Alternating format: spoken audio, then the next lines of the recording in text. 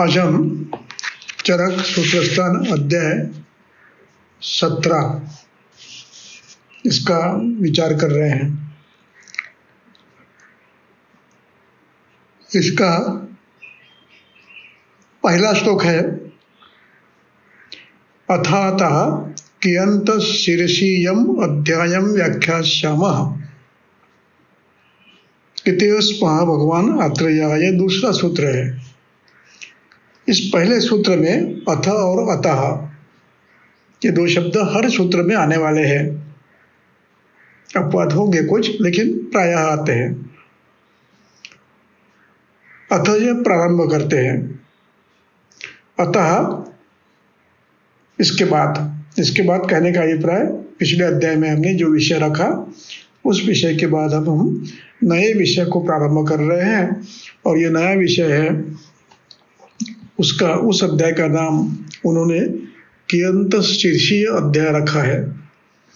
यहाँ पर ये नाम इसलिए दिया, जैसे मैंने पहले बताया था कि अध्याय के प्रथम सूत्र में जो प्रथम शब्द आता है उसके आधार पर नाम देने की प्रक्रिया ग्रंथकर्ताओं की रही है। पिछला जो अध्याय था उसका भी नाम इसी प्रकार चिकित्सा प्राभूति ऐसा दिया था, क्योंकि पहला शब्द चिकित्सा प्राभूत था। तो यहाँ पहला शब्द है कियंत शिरसी। अब कियंत शिरसी ये दो शब्द पहले है, इसलिए इस अध्याय का नाम कियंत शीर्षीय ऐसा किया है। और कियंत शीर्षीय ये कियंत शिरसी इसको प्रत्यय लगाकर तद्धित बनाया है। अध्यायम व्याख्यास्यामः, अध्याय पर व्याख्या कर रहे हैं, बता रहे हैं। दूसरा सूत्र है इतिहास भगवान अत्रेय। जैसा हमको भगवान अत्रेय ने सिखाया, बताया, उस प्रकार हम बता रहे हैं।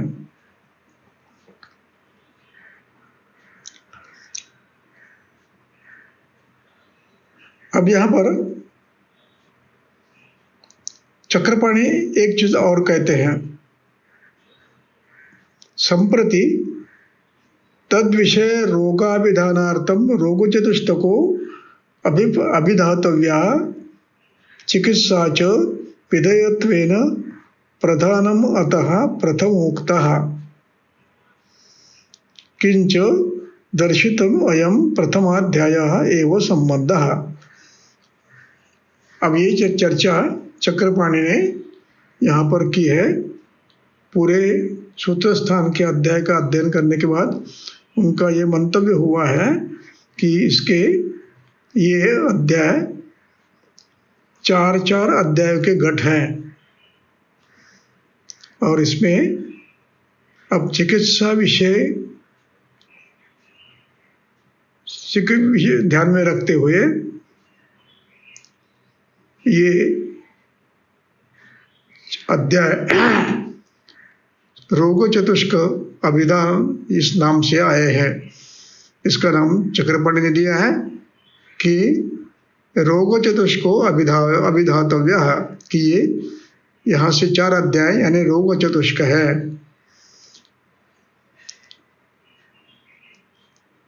अध्यायम दर्शितश्चायम अध्याय प्रथम अध्याय संबंध। अब इस अध्याय में यानी इसके बाद के 3 अध्याय और ये चौथा, ऐसे मिलकर ये रोग चतुष्क है, ऐसा चक्रपाणि का मत है।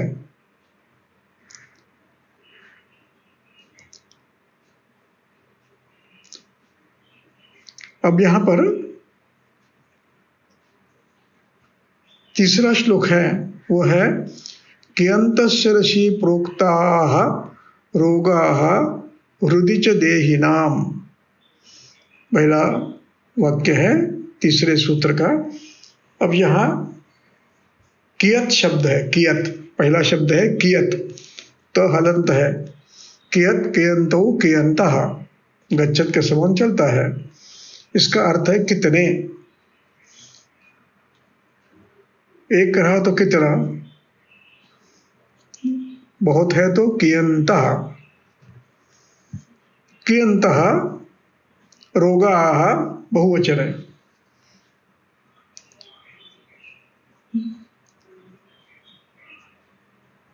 प्रोक्ताः देहिनाम, देहिनाम षष्ठी है। शरीरी यानी मनुष्य में कितने रोग होते हैं। अब कितने रोग होते हैं इसको अधिष्ठान दिया है सप्तमी अधिकरण शिरसी, हृदय, हृदय और सिर में कितने रोग होते हैं, ये प्रश्न है। तो यहाँ शिरसी ये अधिकरण है, सप्तमी है, हृदय ये सप्तमी अधिकरण है। देही नाम हृदय शिरसी कियंताः रोगाः प्रोक्ताः। प्र अधिक उक्त, उक्त ये ब्रू धातु का पास्ट पार्टिसिपल है और उसको रामाः के समान रामाः, रामः रामो रामाः इस प्रकार बहुवचन किया है, क्योंकि रोगाः उक्ताः कर्त जो उसका विषय अधिकरण है वो रोग है। रोगाः उक्ता।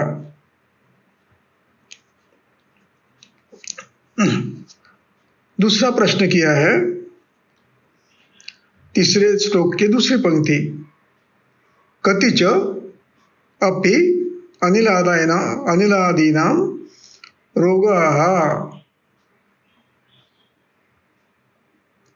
मानविकल्पयाः। अब यहाँ पर प्रश्न थोड़ा सा विषय बदल गया है। पहले हृदय में और सिर में कितने रोग होते हैं ये प्रश्न, और अब दूसरा प्रश्न किया है कति यानी कितने।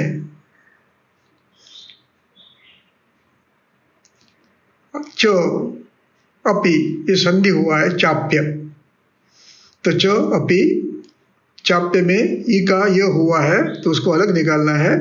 कति च अपि अनिलादीनां रोगाः मानविकल्पयाः। वायु पित्त श्लेष्मा के क्षीण वृद्ध सम ऐसे मान होते हैं, और ऐसे मान विकल्प होकर कोई सम है, कोई वृद्ध है, कोई क्षीण है, कोई वृद्धतर है,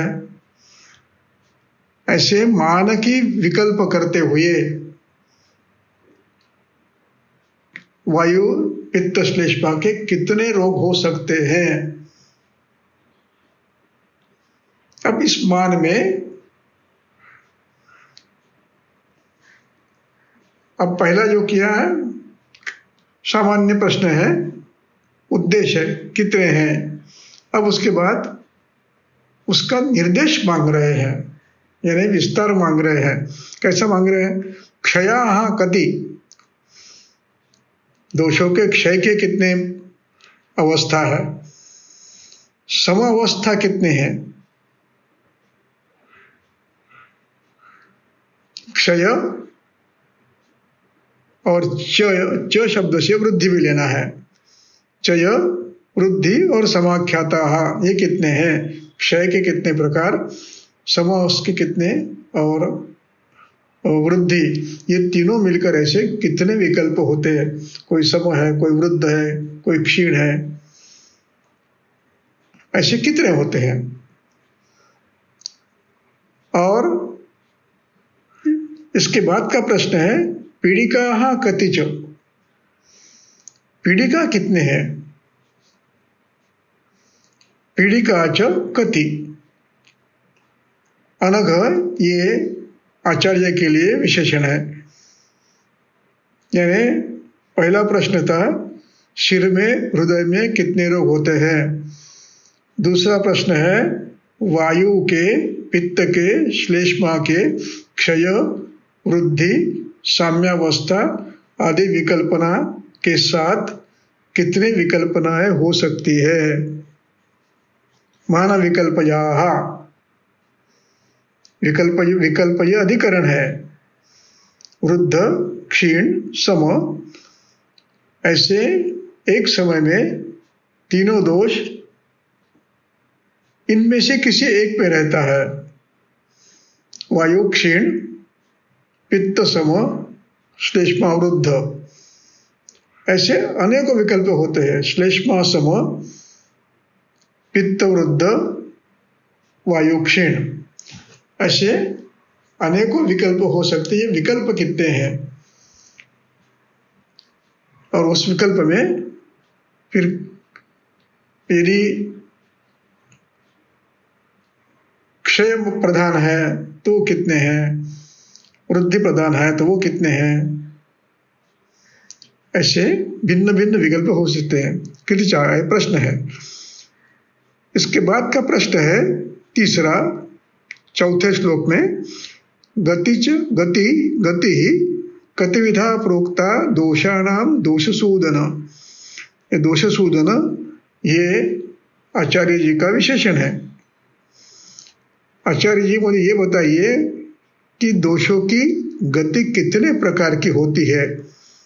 च उक्ता, च अलग निकालना है और उक्ता मैंने पहले बताया कि ये प्रोक्ता उक्ता ये एक ही है, पर उपसर्ग लगा है या उपसर्ग नहीं लगा है।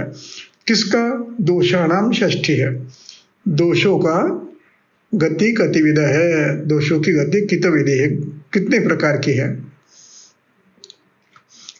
अब ये प्रश्न अग्निवेश ने पूछे हैं, इसलिए अगला वाक्य है हुताशवेशस्य।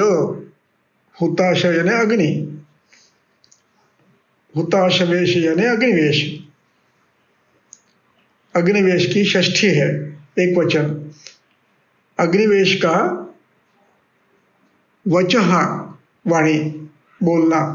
प्रश्न सुनता, तत्श्रुत्वा, वो वाणी वो प्रश्न, श्रुत्वा श्रु धातु है, उसका ये त्वांत है, यानी दो वाक्यों को जोड़ने वाला अव्यय है। श्रुत्वा। गुरु अब्रवीत, गुरु प्रथमा बहुवचन है, विसर्ग है, उसका र बना है, उसको अलग निकालना। विसर्ग को अलग रखना और अ अलग रखना। अब्रवीत ये ब्रू धातु का भूतकालवाचक धातु साजित धातु है। अब्रवीत अनंततन भूत है।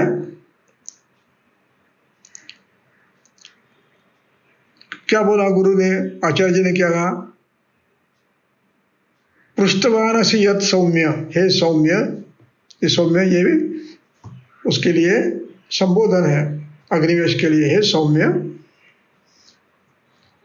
पृष्ठवान ये पृष्ठ धातु का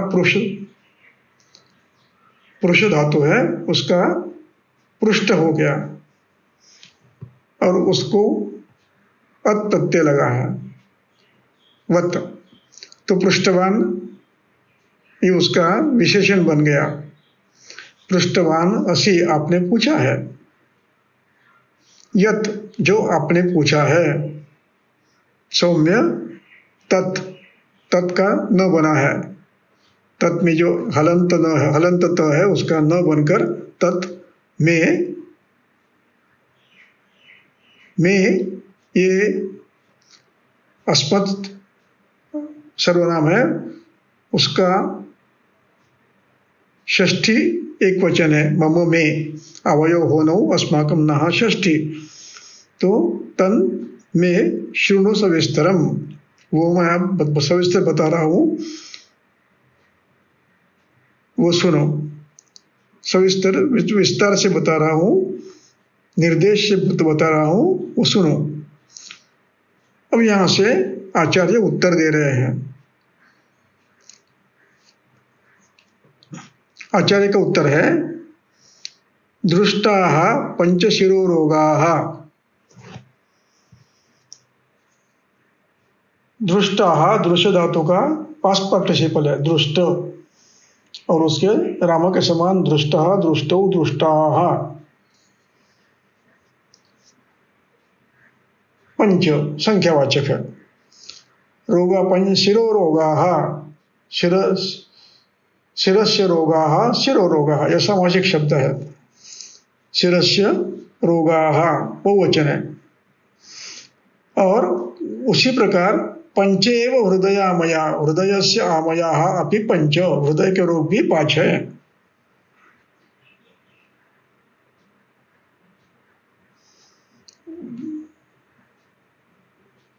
अब इसके बाद छठवें श्लोक की दूसरी पंक्ति, व्याधि नाम द्व्यधिका षष्ठी, 60 और 2 यानी 62 व्याधियों के दोषमान विकल्प, दोषों के क्षय वृद्धि और मान सम, ये अवस्थाओं का इनके विकल्प के 62 यानी 62 यानी द्व्यधिका षष्ठी विकल्प है। 10 अष्टौ च क्षयाः, 18 10 अष्ट यानी 18 क्षयाः, ये उन्होंने बता दिया। अब पीड़िका पूछा, पीड़िका के बारे में कह रहे हैं कि सप्त पीड़िका, 7 पीड़िका, 7 प्रकार की पीड़िका हमने देखी है। दृष्टाः, प्रत्यक्ष देखी है 7 पीड़िका। और ये पीड़िका कैसी है? माधुमेहिका। अब यहाँ मधुमेह से होने वाली पीड़िका को माधुमेह का ऐसा बना दिया, इसको तद्धित प्रत्यय कहा जाता है। मधुमेह होने वाली वो माधुमेहिक है। पक्ष में आने वाला ये पाक्षिक है। 15 दिन में एक बार आने वाला वृत्तपत्र या वाचनीय कोई संग्रह, तो उसको पाक्षिक कहा जाता है। 15 दिन के महीने का एक हिस्सा 15 दिन का होता है, तो उसको पाक्षिक कहा जाता है। एक पक्ष कृष्ण पक्ष, वद्य पक्ष, तो पक्षोद्भव पाक्षिक, एक हिस्से में होने वाला उसको पाक्षिक। वैसे मधुमेह होने वाला माधुमेहिक। और दोषाणाम गति कितनी है पूछा था, तो उसका उत्तर दे रहे, दोषाणाम त्रिविधा गति ही प्रोक्ता। दोषों की गति 3 प्रकार के बताई है। च उक्ता, त्रिविधा गति उक्त, गति उक्ता, गति ही उक्ता, गति ही बहुवचन है, उक्ता बहुवचन है। दोषाणाम गति त्रिविधा उक्ता। अब ये सब हमने बताया है, ये उद्देश्य है। अब इसको विस्तार से सुनो, इसको निर्देश कहते हैं। अब उन्होंने पहले कहा कियंत शिरसी प्रोक्ता, शिर में कितने हैं, तो उसका उत्तर दे रहे हैं, वो पढ़ रहा हूं मैं, कि संधारणात् दिवा स्वप्नात् जागरणात् मदात् उच्चैर्भाष्यात् अवश्यायात् प्राग्वातात् अतिमैथुनात्, ये 8वां श्लोक है। अब यहां पर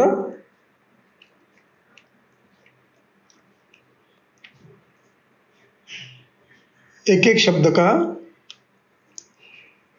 विचार करेंगे। संधारणात्, ये पंचमी है, जहां जिससे उत्पन्न होते उसकी पंचमी की जाती है। हेतु का वर्णन है, जिस हेतु से होने वाले हैं ये रोग, उसके हर हेतु की पंचमी की है। संधारणात् दिवा स्वप्नात्, दिवा स्वाप ये हेतु है, ये विधि विरहित है। वेग संधारण विधि विरहित है। हेतु किसको कहेंगे? जो ग्रंथोक्त विधि को लांघ कर किया जाता है उसको विधि विरहित कहते हैं। वेग संधारण नहीं करना ग्रंथ कहता है, और आप वेग संधारण रोज कर रहे हैं, ये हेतु बनेगा। ग्रंथकर्ता कहते हैं कि दिवास्वप नहीं करना चाहिए, आप दिवास्वप रोज करते हैं, व्याधि होगा। दिवा स्वप्नात्, दिवा स्वप्नात् पंचमी। रात्रो जागरणात्, रात्रि में जागरण सामान्य तौर पे स्वस्थ व्यक्ति ने नहीं करना चाहिए। 7 से लेकर 8 तक घंटे की निद्रा सामान्य तौर पर कष्ट करने वाले व्यक्ति को बिना सायास आती है, तो 8 घंटे के बाद नींद अपने आप खुल जाती है। और जो आलसी होते हैं, यानी कफ प्रदान होते हैं अथवा आम प्रदोष होते हैं, उनको फिर नींद उनकी खत्म नहीं होती, उनको जबरदस्ती उठाना पड़ता है। तो जागरणात् पंचमी। मदात्, किसी भी द्रव्य से मद उत्पन्न होने तक का आपने प्रयास किया है, सेवन किया है, मद्य है, अफीम है, रक्त है, और कोई ऐसे मद करने वाले आसव वगैरह है, उससे भी वो भी एक कारण है, वे भी सभी विधि विपरीत है। उच्चैर भाष्य, घंटे 2-2 घंटे 3-3 घंटे रोज, 4-4 घंटे रोज भाष्य करते रहना, ये भी विधि विरहित है। अवश्यायात, अवश्याय का अर्थ है शैत्य। प्राग्वातात का अर्थ है शरीर पर पृष्ठतः, वामतः, दक्षिणतः, पुरतः, ये सीधा वायु का प्रवाह आना, इसको प्राग्वात कहते हैं। उसकी पंचमी है। अतिमैथुनात् पंचमी है। गंधात, ऐसे कुछ गंध होते हैं जिससे शिरोव्याधि दोष दुष्ट होते हैं, शिरोव्याधि होती है। ये गंध कौन सा है? असात्म्य है, जो कि इंद्रियों को उद्वेजित करने वाला है, हितकर नहीं है, ऐसा असात्म्य गंध। और अग्रतात, ऐसे गंध का सेवन करने से, ऐसे गंध, उग्र गंध जो कि स्वास्थ्य के लिए सेवनीय नहीं है, उनके सेवन से उनका आघात करने से भी शिरोरोग होते हैं, इसलिए उसकी पंचमी की है।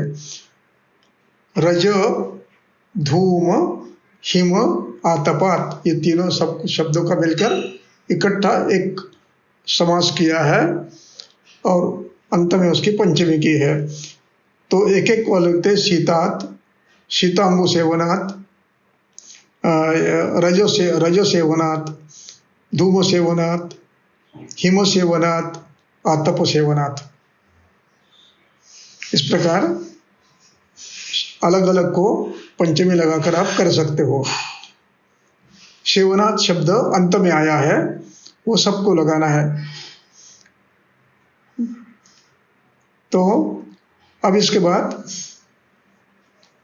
गुरु, अम्ल, हरित, आदानात्,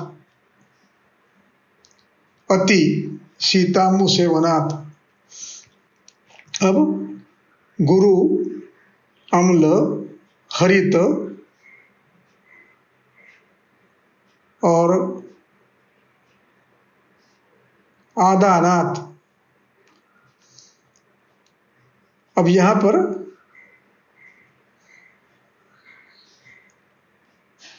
अति शब्द जो है, ये गुरु, अम्ल, हरित आदि को भी लगाना है, और आगे जो शब्द है शीतांबु सेवनात्, इसको भी लगाना है। तो अति गुरु आदानात्, अति अम्ल आदानात्, अति हरित आदानात्, अति शीतांबु सेवनात् शिरोरोग होते हैं। यानी अभी वसंत है, कुछ दिनों के बाद ग्रीष्म शुरू होगा। इसमें शीत जल का सेवन, अति शीत जल सेवन नहीं करना और अति मात्रा में नहीं करना, अल्प अल्प पुनः पुनः मात्रा में पीते रहना, एक साथ ज़्यादा नहीं पीना, ये विधि है। जितनी आवश्यकता उतना पीते रहना। ग्रीष्म में अनुमति है बार बार पीने की और थोड़ी मात्रा बढ़ाने की। तो अब इसमें शीत जल पानी यदि आप अधिक मात्रा में और बार बार करोगे, वो भी फ्रिज का, तो व्याधिकर बनने वाला है, क्योंकि वो विधि विपरीत है। एक नियम है, सामान्य नियम है, वो ये है कि गुणों के तरतम अवस्था होती है, शीत, शीततर, शीततम। तो उसमें तरतम के जो भाव के हैं हर गुण के, वो नित्य सेवनीय नहीं है, वो वर्ज्य है। इसलिए अति शब्द से गुरु शीततर, शीततम और इनकी अति मात्रा, विधि विरहित मात्रा, ये हमें स्वीकारनी है। ये इसका अर्थ लेना है, ये हेतु बनता है।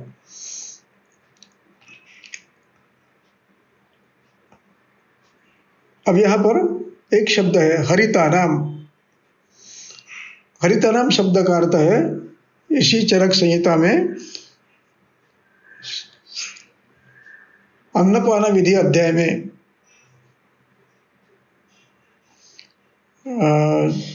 शायद, हाँ, अन्नपान विधि, तो उसमें द्रव्यों के वर्ग किए हैं, दुग्ध वर्ग, इक्षु वर्ग, घृत वर्ग, दधि वर्ग, फल वर्ग, शाक वर्ग, धान्य वर्ग। धान्य में भी फिर चिम्बी धान्य और ये क्या कहते हैं उसको, चावल वगैरह धान्य, सब्जियां, फल सब्जियां, ऐसे वर्ग किए, मध्य ऐसे वर्ग किए। उसमें एक हरित वर्ग है। हरित में है, हरित का अर्थ है कि ये द्रव्य, जो सब्जियां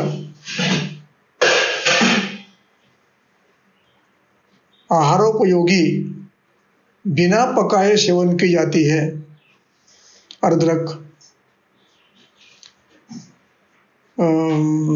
धनिया, लहसुन, प्याज, इनको हरित द्रव्य कहा जाता है। इनको पकाकर भी खा सकते हैं, लेकिन इनका बिना पकाए भी भोजन होता है, उसको हरित कहते हैं।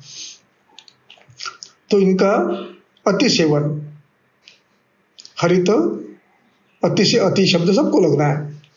उचित मात्रा में खाने में आपत्ति नहीं है हरित द्रव्यों की। यह शब्द इसलिए महत्व का है कि आज के परिप्रेक्ष्य में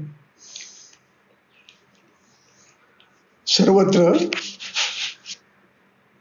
ये सुना जा रहा है कि कच्चे सब्जियां खाओ, सलाद, उसमें ककड़ी, टमाटर, स्प्राउट्स, मूला, जो भी है सब खाते लोग। सब्जियां भी कच्ची खाते हैं, बिना पकाए। और ये इसकी विशिष्ट मात्रा में ठीक है, आहार्य द्रव्य में कुछ मात्रा में व्यंजन के रूप में थोड़ा सा लेना ठीक है, लेकिन ये कटोरी भर के, बड़ी डिश भर के, बाउल भर के खाने की प्रथा है, ये विधि विरहित है। मात्रा में खाना, इसमें कोई बाधा नहीं है। तो इसके बाद शीतामु सेवनात् हो गया। शिरोभितापात। अब शिरोभिताप शब्द का अर्थ है बाह्य आघात से अथवा दोषज आघात से शिर में व्याधि होना, इसका नाम है शिरोभितापात। शिरोभिघातात, वो अभिघात शब्द है। अभिघात दो प्रकार के होते हैं, एक दोषज और आगंतु। शिरोवितापात,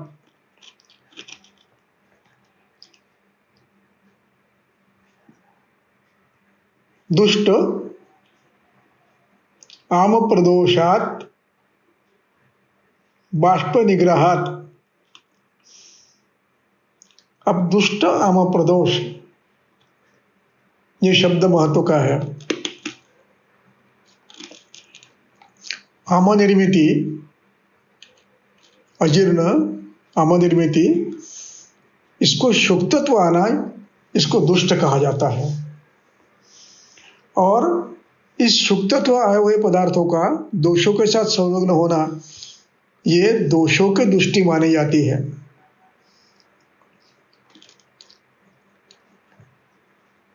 आमेन तेन संपृक्ता दोषा दोषा दोषा च दूषिकाः, दोषा दोष्याश्च दूषिकाः, उनको अमपदोषस कहा जाता है। दुष्टाम दोष। रोदनात्, दुष्ट आम, आम को विषत्व आता है और विषत्व आने के बाद वो संलग्न होता है तो व्याधि करता है, तो बलवान व्याधि करता है। वैसे आम ही व्याधि है स्वयं। और रोदनात्, अधिक मात्रा में दीर्घ काल तक यदि रुदन चल रहा तो भी शिरोव्याधि होते हैं। और इसके बाद एक शब्द और है, वो सब महत्वपूर्ण है, वो है बाष्प निग्रहात। बाष्प यानी अश्रु। दुख तो हुआ है लेकिन अश्रु नहीं आ रहा है, शोक तो हुआ है, अश्रु नहीं आ रहा है, ये भी व्याधिकर है।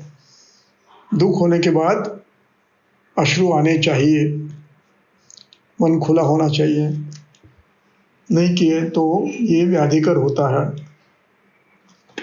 इसके बाद मेघ आगमात, यानी बादलों के आगम से भी शिर के व्याधि होते हैं। अगला शब्द है मनस्तापात। काम, क्रोध, ईर्ष्या, असूया, मत्सर, द्वेष, ईर्ष्या, मान, अपमान, इन सब से भी ये होता है। मान की अपेक्षा करना, वो पूरी नहीं हुई तो वेदना होती है, मनस्ताप का वो कारण बनता है। अपेक्षा ये इसका कारण है, इच्छा या अपेक्षा है। तो मनस्तापात, देश काल विपर्यात, अचानक देश दृष्टि हो गई, भूकंप आया, बादल या 24 घंटे बरसात हो रही है अकस्मात, या पूर आ रहा है, या सुनामी आ रही है, या अन्य ऐसे कारण दुष्ट, हवा दुष्ट हो गई, पानी दुष्ट हो गया, ऐसे का इसका वर्णन इसमें है। विमान स्थान में एक स्वतंत्र अध्याय है जिसमें देश, काल, जल, वायु, ये दुष्ट क्रमशः बलवान होते हैं, दुष्ट होते हैं, तो ये पूरे समाज को व्याधि करते हैं। इस प्रकार का वर्णन है जन्म पुनरुद्भव अध्याय में। तो देश काल विपर्यात, इनमें कोई विकृति अचानक आ गई तो ये होता है। वातादयः प्रकुप्यन्ति, वात पित्त श्लेष्मा, इन कारणों से जो भी कुपित होगा, इनमें एक भी कुपित हो सकता, दो भी कुपित हो सकते, तीन भी कुपित हो सकते हैं। इसलिए वातादयः प्रकुप्यन्ति, और ये शिरसि अस्रं च दूष्यति, सिर में रक्त को दुष्ट करते हैं, दोषों को दुष्ट करते हैं, और दोष रक्त को दुष्ट करते हैं। तब शिरसि जायन्ते रोगाः, सिर में विविध रोग उत्पन्न होते हैं।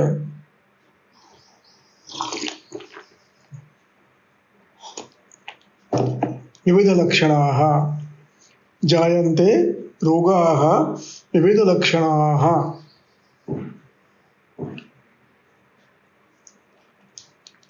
सिर में मैं इसके विस्तार बाद में करूंगा। यहाँ पर अधिकरण उद्देश्य मात्र है, विस्तार निर्देश नहीं है। अब कियंत शीर्षी अध्याय में सिर के बारे में ज्यादा ध्यान क्यों और हृदय के बारे में ज्यादा ध्यान क्यों दिया? इसका कारण है कि सिर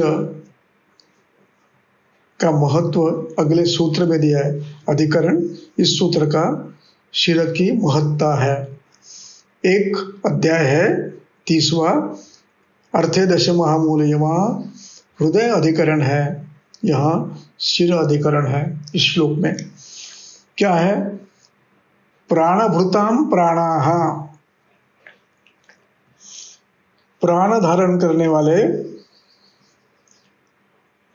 षष्ठी बहुवचन, प्राणभृताम, जो जीवित व्यक्ति है उसको प्राणभूत कहते हैं। प्राणभूताम प्राणाः, प्राणभूत यानी जीवित व्यक्ति के प्राण यत्र स्थिताः, जहां बैठे हैं उसको सिर कहते हैं। और उसी प्रकार सभी इंद्रियां जहां बैठी है, अब सभी इंद्रियां, ज्ञानेन्द्रिय, सभी कर्मेंद्रिय, उक्त अनुक्त, तन्निबद्ध शिरास्नायु, सभी। एक इंद्रिय हस्तेंद्रिय, तो हस्तेंद्रिय से अभिप्राय हस्त का नियंत्रण करने वाला इंद्रिय, और नियंत्रण जिन संस्थाओं द्वारा होता है वे सभी, उसमें स्नायु, संज्ञावह सभी आ गए, रक्तवह, रसवह सभी आ गए इसमें, तन्निबद्ध शिरास्नायु। तो सर्वेंद्रिया ने यत्र श्रिताः, और जो यत्तु उत्तमांगम अंगानाम, और जो शरीर के षडंग, शरीर का उत्तम अंग है, सबसे श्रेष्ठ अंग है, उसको सिर कहते हैं, उसको सिर कहते हैं। शिरः तत् अभिधीयते, शिरः उसका नाम है, तद ये सर्वनाम है, अभी उपसर्ग है, और धाधीयते ये धातु है, तो धारण करता, तो उसको कहा जाता है। अब यहाँ एक शब्द रहता है प्राणाः, किसको कहते हैं, इस पर चर्चा कल करेंगे। आज यही रुकते हैं।